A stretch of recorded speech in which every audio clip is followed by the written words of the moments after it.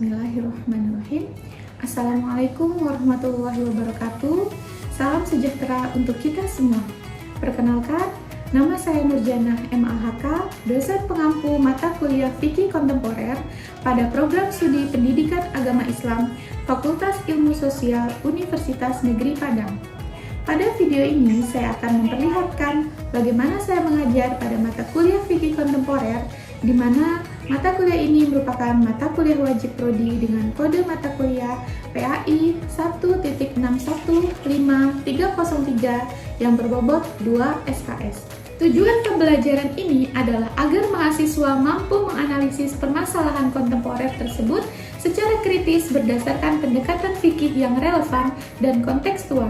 Melalui pembelajaran ini, mahasiswa tidak hanya memahami perbedaan antara fikih klasik dan kontemporer, tetapi juga mengasah kemampuan berpikir solutif dan etis berdasarkan nilai-nilai Islam.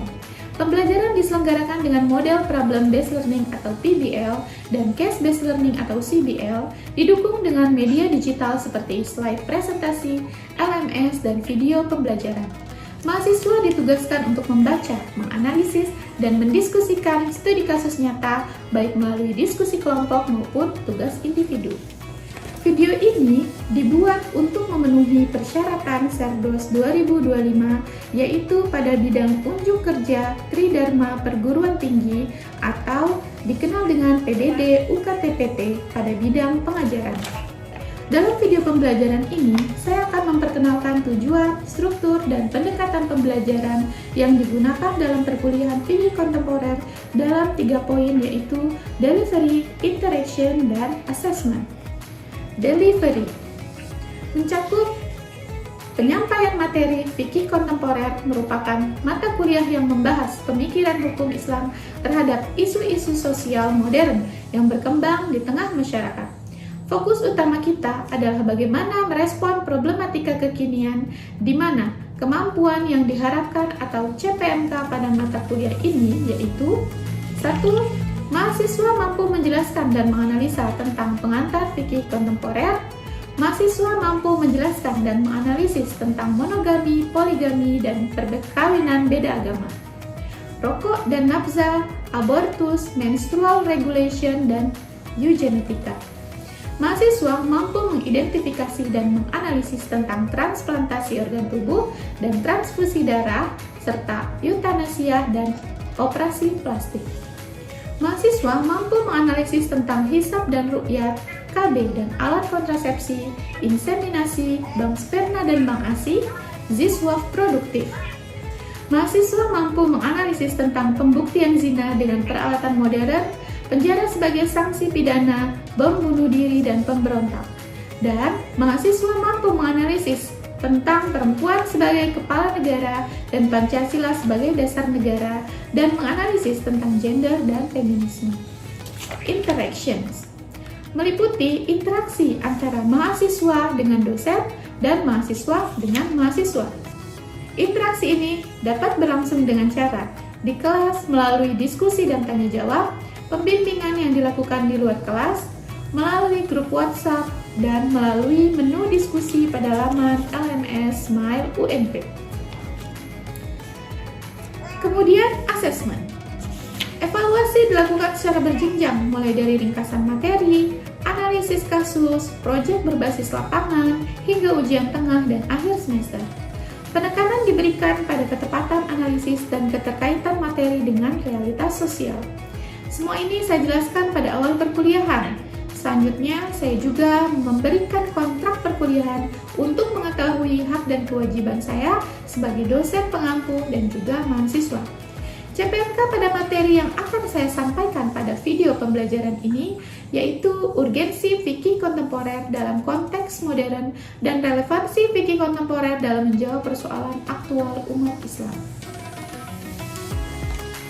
Sebagai dosen, saya berharap mahasiswa dapat menjadikan mata kuliah ini sebagai bekal intelektual dan spiritual dalam merespon dinamika zaman.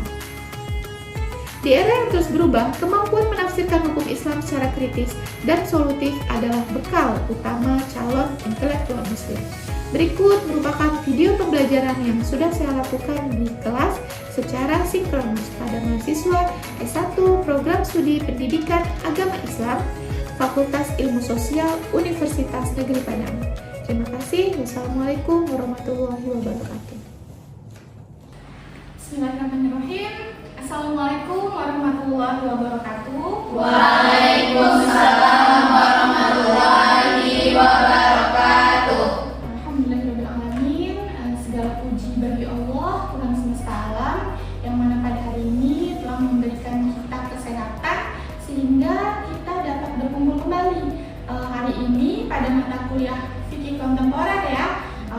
Pertemuan kemarin merupakan pertemuan pertama kita, yaitu Ibu menyampaikan kontrak perkuliahan dan juga EPS seperti itu ya.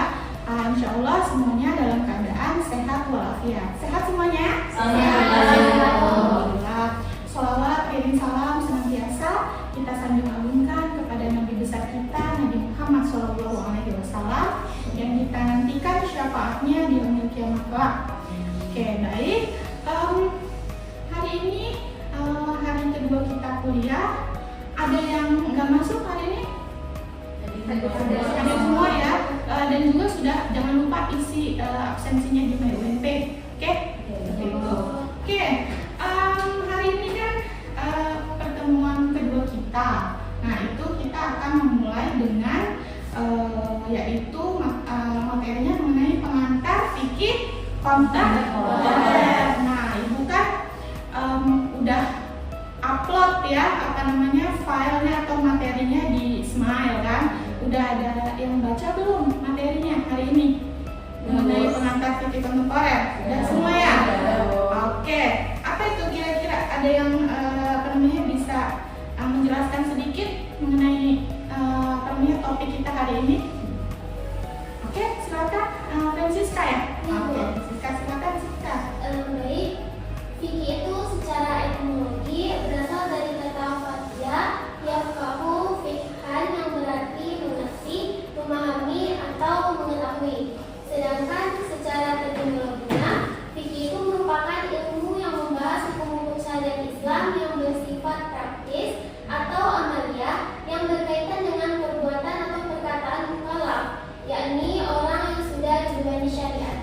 Oke, terima kasih. Jadi memang sebelum kita lebih jauh lagi mengenal apa itu fikih kontemporer, kan sebelumnya kita udah belajar nih dari semester lalu ada fikih ibadah ya, fikih muamalah, fikih munakahat. Nah, kita harus Ibu cross check lagi deh fikih itu ya. Jadi fikih itu berasal dari kata apa tadi Francisca?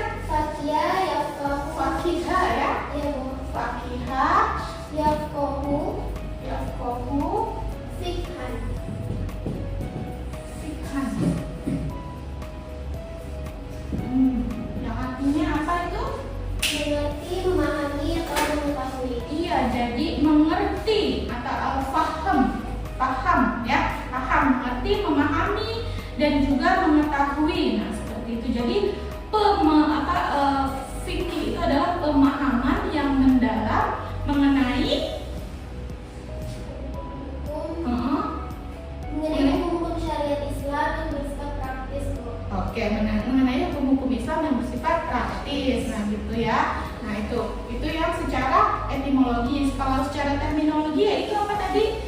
Ilmu yang membahas mengenai syariat Islam yang bersifat praktis atau amaliyah ya, yang berkaitan dengan perbuatan dan perkataan seorang mukallaf. Nah, sumbernya tentunya sama dengan fikih yang lain. Sumbernya itu ada Al-Quran, ada Sunnah, ada Ijma, dan ada Qiyas. Nah, ini kan kita udah tahu nih sekarang nih fikih ya. Kalau kontemporernya sendiri, nah kontemporer apa itu Najmi? Nih, masih ingat nggak? Apa deh yang ada di pikiran Najmi kontemporer itu? Apa nih? Yaitu kekinian, modern ya, gitu ya. Apa itu? Yang viral gitu ya. Kalau klasik apa? Kalau tadi kan kontemporer kekinian. Kalau klasik berarti masa lalu, jadul istilahnya ya. Nah, tadi telah kita bahas tadi tadi kalau klasik berarti yang lalu kan, jadi yaitu hukum-hukum Islam yang membahas mengenai permasalahan yang terjadi pada masa lalu. Nah, saat itu hanya di fikih klasik hanya membahas apa sih? Ada yang masih ingat nggak di fikih klasik? Dia hanya membahas masalah pertama ada ibadah. Terus itu kalaupun permasalahan keseharian itu dia di fikih klasik itu membahas mengenai hukum keluarga seperti ya pernikahan, seperti mewaris seperti itu ya. Nah, kalau di kontemporer ini namanya kekinian berarti yang belum ada nih, belum dipelajari di fikih klasik. Nah, makanya hadirlah fikih kontemporer. Ada kontemporer ini karena ada perkembangan alat-alat semakin canggih, teknologi semakin besar, ya, jadi isu-isu permasalahan itu muncul gitu seperti itu. Oke, kita lanjut. Nah, jadi fikih kontemporer adalah ya hukum Islam yang hadir saat ini dengan menerapkan metode keadilan, ya, method of legal istinbat, nah seperti itu. Jadi metode keadilan hukum dan analisis ilmiah yang berorientasi pada kebutuhan kemaslahatan manusia in this world and hereafter, di dunia dan di akhirat. Itu adalah permasalahan mengenai fikih kontemporer. Nah ini dia skop-skop nanti yang akan kita pelajari nih di pertemuan-pertemuan selanjutnya. Kan kita akan membahas kasus ya, karena ini kalau fikih kontemporer itu kita lebih belajar nanti case based learning. Jadi kita nanti studi kasus. Nah, jadi kita harus mengetahui apa aja sih yang termasuk dalam fikih kontemporer. Dulu kita udah belajar nih, ada fikih muamalah kan? Pasti kan nggak muamalah apa? Jual beli. Itu contohnya. Artinya interaksi ya manusia ya, lebih ke bidangnya sosial ekonomi. Itu yang muamalah. Nah, di muamalah ini nanti kita akan belajar permasalahan isunya yang masa kini seperti kredit card. Dulu belum ada kan kredit card? Belum.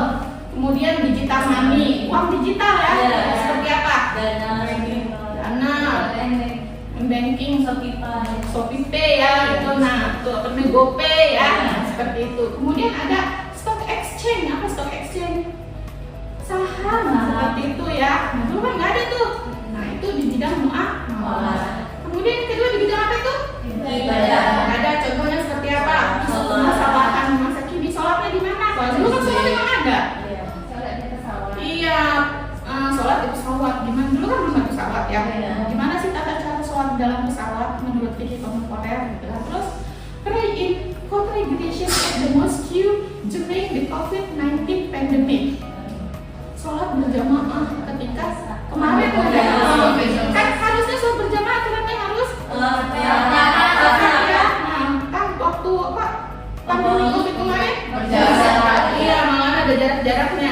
Itu bagaimana nih hukum Islam memandang itu? Itu nanti kita akan belajar itu. Kemudian yang ketiga apa? Tibia itu apa? Pengobatan atau kedokteran atau medis kesehatan ya. Apa aja contohnya? Ini hanya sebagian kecil. Ini ada human organ transplantation. Iya, transplantasi organ tubuh. Dulu belum ada yang namanya cangkok-cangkok organ itu kan nggak ada. Kemudian ada eutanasia. Apa eutanasia? Suntik mati. Ya, suntik mati. Kemudian facial cliff. Facial transplantation. Sama dengan plastik surgery ya. Membentuk wajah itu loh. Nah, gitu. Kan sekarang operasi plastik udah sangat ini ya. Ngetren gitu. Malah menjadi hal yang lumrah ya sekarang. Nah, itu harus kita pelajari nih bagaimana fikih kontemporer memandang hal tersebut. Oke, kemudian yang keempat apa itu di bidang apa? Budaya apa? Pidana. Contohnya evidence on zina deeds via CCTV. Kalau dulu kan pembuktian orang dituduh berzina itu harus bisa menghasilkan berapa orang saksi dewasa ya. Nah sekarang pada zaman ini tidak bisa untuk menghadirkan 4 orang saksi dewasa, tapi ada CCTV. Nah apakah CCTV itu bisa menjadi ganti dari 4 orang dewasa? Nah itu nanti kita akan pelajari. Oke, kemudian ada prison, penjara, korupsi, nah, seperti itu. Kemudian siasat apa siasat? Siasat apa artinya? Politik. Apa nah? Iya politik ya, politik Islam. Contohnya apa? Extradition. Apa dengan extradition itu? Ekstradisi itu adalah pengembalian tersangka ya, misalnya si Budi ya, dia habis korupsi di Indonesia, dia kabur ke Singapura. Nah, tata cara mengembalikan dia untuk diadili di Indonesia itu namanya ekstradisi, gitu ya. Gimana tata caranya itu yang kita pelajari. Kemudian ada ya, pernikahan beda. Maaf itu menekan ya. Ada leadership of women in country, kepemimpinan pria dalam sebuah negara. Kemudian ada demokrasi, Pancasila sebagai dasar negara, dan banyak. Kemudian yang terakhir yaitu nikahan, yaitu pernikahan, poligami, pernikahan beda agama, terus pernikahan melalui video call kan ada ya, dan ada waktu pandemi. Nah itu ya. Nah itulah ini adalah scoop fikih kebenaran yang akan nanti kasus-kasusnya yang akan kita pelajari ya. Oke, itu ya dalam fikih kontemporer kan. Nah apa namanya, ada langkah-langkah yang digunakan oleh para mujtahid untuk menggali hukum. Apa sih hukumnya? Nah seperti itu ya. Jadi ini dilakukan ijtihad ini, orang yang berijtihad disebut dengan mujtahid. Nah, mujtahid itu sendiri, nah kan itu orang berijtihad disebut mujtahid. Mujtahid itu sendiri apa sih yang disebut dengan mujtahid? Oke, apa itu mujtahid ini? Mujtahid itu ahli hukum Islam yang memiliki kemampuan untuk melakukan ijtihad, yaitu proses penggalian hukum dari sumber-sumber itu sendiri. Oke, ya, jadi ahli hukum Islam mujtahid itu ya. Jadi, nah, ibu tanya sekarang, apakah setiap ulama itu bisa disebut mujtahid? Tidak bisa setiap ulama itu disebut mujtahid. Karena apa? Karena untuk menjadi seorang mujtahid harus memenuhi ada syarat-syaratnya yang harus dipenuhi untuk menjadi mujtahid. Dia salah satunya dia harus hafal Al-Quran 30 juz beserta dengan terjemahannya. Dia ahli juga hadis, dia hafal beberapa hadis dengan perawi-perawinya dan lain sebagainya. Kemudian dia harus ahli bahasa Arab karena kan Al-Quran turun dalam bahasa Arab ya. Kemudian tentunya dia harus ahli hukum Islam. Dia tahu kaidah-kaidah fikih, kaidah-kaidah usul fikih. Nah itulah yang kalau misalnya dia memenuhi itu baru bisa disebut dengan mujtahid. Ya, seperti itu ya. Jadi nggak bisa tuh misalnya ada tahu ulama banyak gitu kan, tidak bisa serta-merta disebut dengan mujtahid. Nah langkah yang pertama itu ya, ketika mujtahid itu mau menerapkan hukum pada kasus. Misalnya kita ambil contoh aja sekarang ini yaitu operasi plastik. Nah, yang pertama yaitu taswir. Nah, taswir itu adalah menggambarkan sesuatu. Contohnya, kita tadi ambil operasi plastik ya. Jadi seorang mujtahid itu harus tahu dulu apa sih operasi plastik itu, bagaimana sih prosedurnya, apa saja sih pembagiannya. Mungkin ada operasi plastik yang minor, kecil, ada operasi plastik yang besar. Terus bagaimana sih diagnosa dokter itu terhadap operasi plastik? Boleh nggak dia melakukan operasi plastik? Boleh nggak dia melakukan prosedur operasi plastik secara menyeluruh misalnya? Nah itu jadi harus tahu dulu nih hal serta merta mengenai operasi plastik tadi itu. Jadi takyif itu adalah memadankan kasus ini kepada kitab-kitab yang sudah ada. Misalnya tadi kan kita ambilnya operasi plastik ya, sudah ada belum ya di kitab-kitab plastik mengenai prosedur operasi plastik gitu kan. Nah dilihat nih, mungkin dibaca-baca di kitab-kitab plastik ya sudah ada nih hukum operasi plastik. Ya udah, berarti kita langsung ke sana, hukum kita langsung ambil ke sana rujukannya, maksudnya ya. Kalau kita di situ bilang ada kitab fikih plastik, bilangnya itu haram, sudah itu berarti hukumnya. Nah, seperti itu ya. Nah tapi kalau nggak ada, nah itulah makanya taklif itu adalah memadankan ya, memadankan kasus tertentu pada hukum yang sudah ada.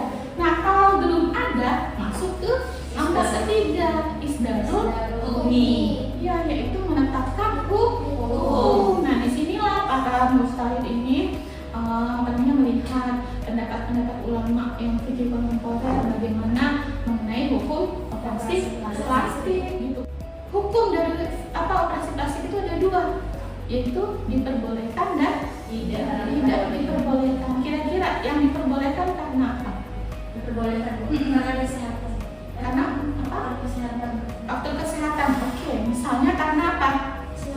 Nah, itu kecelakaan yang membuat dia mungkin ya salah satu anggota tubuhnya tidak bisa berfungsi sebagaimana mestinya. Adanya cacat.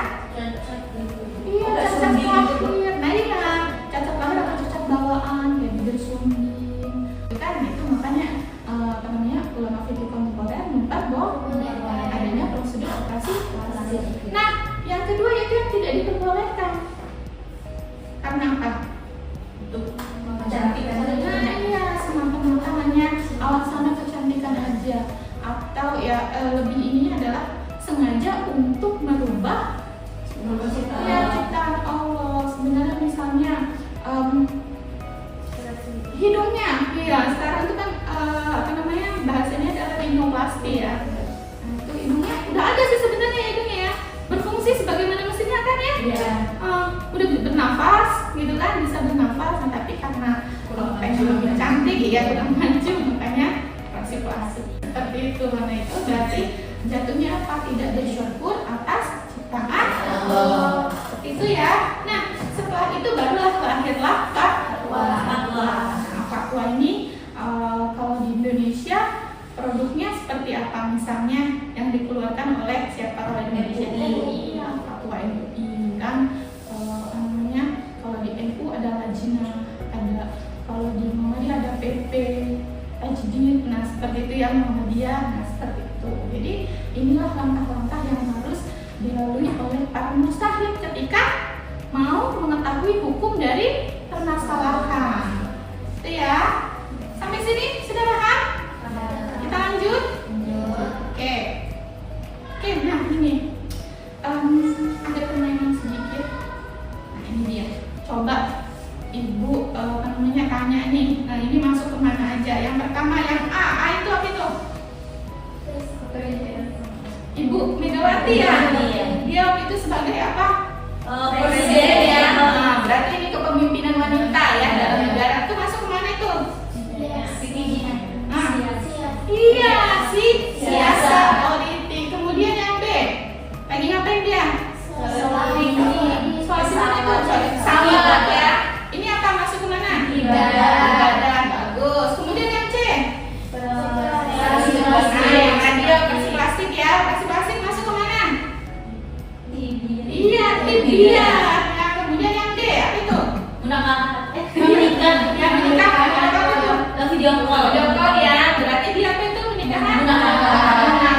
Kemudian yang E, ekonomi. lagi ngapain itu dia? Ada tikus, ada uang. Korupsi ya. Korupsi masuk kemana? Muamalah. Iya, muamalah. Kebalik ya kan? Korupsi tadi. Iya. Nah, kemudian yang terakhir itu apa itu? Muamalah yaitu uang digital ya. Nah, digital ini. Nah, sekarang udah ngerti ya pembagiannya ya. Nah, seperti itu. Oke. Kemudian nah ini dia. Apa sih sebenarnya keuntungannya atau hikmah yang kita dapatkan ketika kita belajar fikih kontemporer?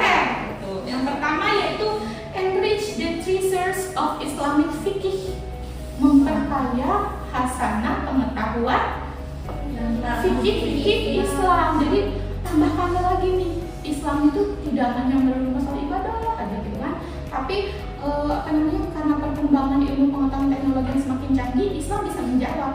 Jadi hasanah ilmu pengetahuan Islam itu semakin kaya. Iya, berkembang terus juga. Yang kedua yaitu sebagai vehicle kendaraan untuk mengaplikasikan ilmu fikih, usul fikih, dan juga ilmu filsafat Islam ke dalam kasus-kasus yang terjadi pada saat ini.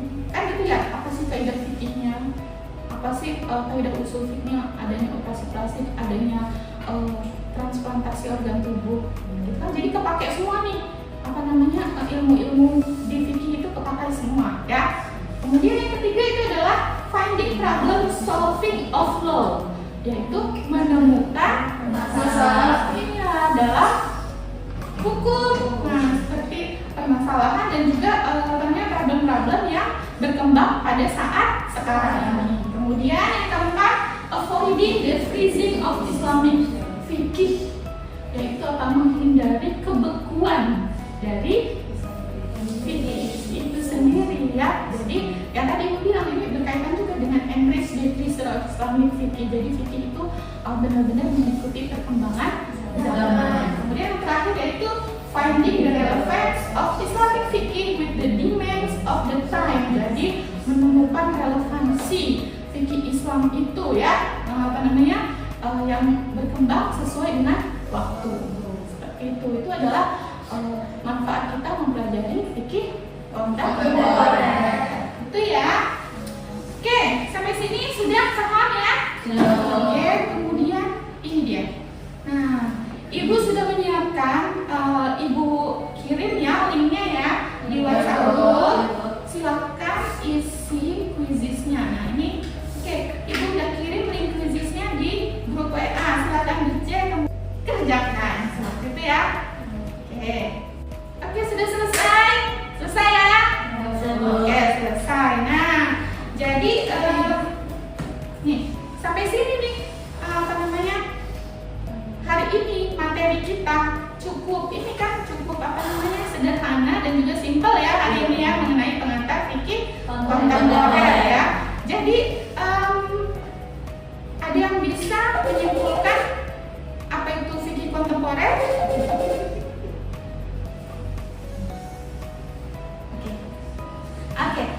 Oke, sekarang sudah berakhir ya materi kita mengenai fikih kontemporer. Oke, sekarang ada nggak yang bisa menyimpulkan apa sih sebenarnya pengertian fikih kontemporer itu sendiri?